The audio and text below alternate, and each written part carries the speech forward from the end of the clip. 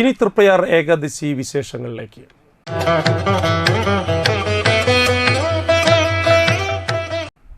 ഏകാദശിയുടെ ഐതിഹ്യങ്ങളും ചടങ്ങുകളും പ്രമുഖർ പങ്കുവയ്ക്കുന്നു.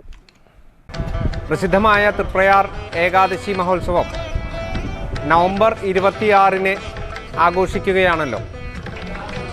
ഈ ഏകാദശി മഹോത്സവം ഏറ്റവും ഗംഭീരമായി നടത്തുന്നതിന് ആവശ്യമായ ഒരുക്കങ്ങൾ തൃപ്രയാർ ദേവസ്വത്തിൻ്റെ നേതൃത്വത്തിൽ പൂർത്തീകരിച്ചു കൊണ്ടിരിക്കുകയാണ്. ഇതുമായി ബന്ധപ്പെട്ട് കലാസാംസ്കാരിക പരിപാടികൾ നവംബർ 15 വെള്ളിയാഴ്ച ആരംഭിക്കുകയും ഇപ്പോൾ എല്ലാ ദിവസവും രാവിലെ 8 മണി മുതൽ രാത്രി ഏകദേശം 11 മണി വരെയും തുടർന്നുകൊണ്ടിരിക്കുന്നുമാണ്. മുൻ വർഷങ്ങളിൽ നിന്നും വിഭിന്നമായി കലാസാംസ്കാരിക പരിപാടികളിൽ വൻപിച്ച ജനപങ്കാളിത്തമാണ് നമുക്ക് ദൃശ്യമാകുന്നത്. മികച്ച പരിപാടികളും അതുപോലെ തന്നെ വൈവിധ്യമാർന്ന പരിപാടികളും കലാസാംസ്കാരിക പരിപാടികളിൽ ഉൾപ്പെടുത്തുന്നതിന് പ്രത്യേകം ശ്രദ്ധിച്ചിട്ടുണ്ട്. വരും ദിവസങ്ങളിൽ ദക്ഷിണേന്ത്യയിലെ തന്നെ മികച്ച കലാകാരന്മാരുടെ പരിപാടികളാണ് പ്രധാന പരിപാടികളായിട്ട് ഉൾപ്പെടുത്തിയിട്ടുള്ളത്.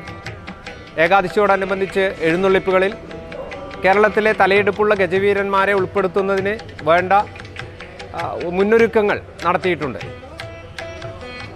ഏറ്റവും മികച്ച കലാകാരന്മാരെയും വാദ്യ കലാകാരന്മാരെയും മേളത്തിലും പഞ്ചവാദ്യത്തിലും ഉൾപ്പെടുത്തുന്നതിനും പ്രത്യേകം ശ്രദ്ധിച്ചിട്ടുണ്ട്.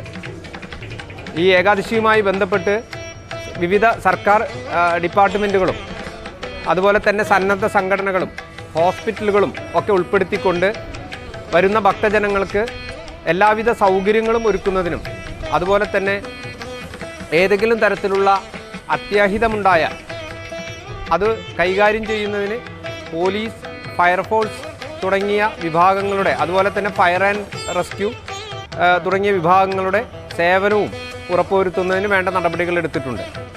തീർച്ചയായും